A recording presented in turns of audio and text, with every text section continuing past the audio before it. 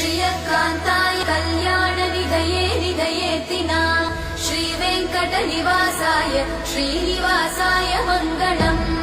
लक्ष्मी सविभ्रमालोकसुभ्रूविभ्रमचक्षुषे चक्षुषे सर्वलोकानां वेङ्कटेशाय मङ्गलम् श्रीवेङ्कटाद्रिशृङ्गाग्रमङ्गलाभरणाग्रये मङ्गलानां निवासाय श्रीनिवासाय मङ्गलम् सर्वावयव सौन्दर्य सम्पदा सर्वचेतसां सदा सम्मोहनायास्तु वेङ्कटेशाय मङ्गलम् नित्याय निरवध्याय सत्यानन्द चिदात्मने सर्वान्तरात्मने श्रीमद् वेङ्कटेशाय मङ्गलम्